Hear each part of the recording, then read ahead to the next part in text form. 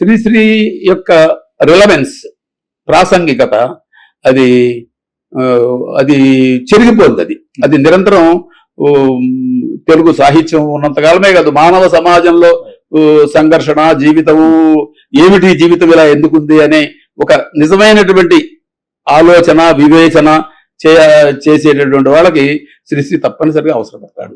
శ్రీశ్రీ సరే ఆరుద్ర నుంచి ఈనాటి కవుల వరకు, అంటే దేవిప్రియ, శివారెడ్డి, ఈనాటి కవుల వరకు, దాని తర్వాత వచ్చిన యువ కవుల వరకు స్పెసిఫిక్ గా శ్రీశ్రీ చేసిన కంట్రిబ్యూషన్ ఏమిటి తెలుగు కవిత్వానికి గాని, తెలుగు సాహిత్యానికి గాని, ఓవరాల్ గా తెలుగు సమాజానికి గాని? అంటే ఈ రోజున మనం ఇప్పుడు మీరు చెప్పిన శివారెడ్డి గారు గాని, దేవిప్రియ గాని, వీళ్ళందరూ గొప్ప కవిత్వం రాసిన వాళ్ళు, రాస్తున్న వాళ్ళు. అందులో ఇంకా చెప్పుకోదగిన పేర్లు చాలానే ఉంటాయి.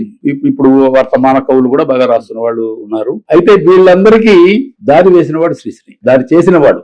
అయితే శ్రీశ్రీతోటే మొత్తం తెలుగు సాహిత్యం మొదలైందా అని అంటే అట్లా కాదు. శ్రీశ్రీ అడుగుజాడ గురజాడది, అది భావికి జాడ, మనలో విధవాయిత్వం మరపించే మాట అని చెప్పాడు గురజాడ గురించి. అంటే అట్లాగే ఆయన ఏం చెప్పాడంటే, గురజాడ, కందుకూరి, గిడుగు వాళ్ళు వేసినటువంటి ఒక తొలి అడుగులు, వాళ్ళు నిర్మించిన ఒక తొలి మార్గాన్ని తాను విశాలం చేశాను అని చెప్పుకున్నాడు. అంటే విశాలం ఎట్లా చేశారు?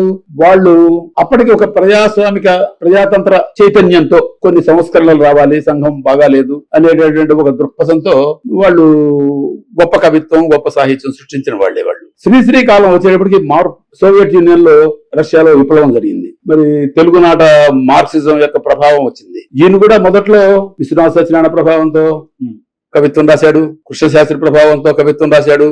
ఆంధ్ర యూనివర్సిటీ గ్రంథాలయం అంతా మధించాడు శ్రీశ్రీ.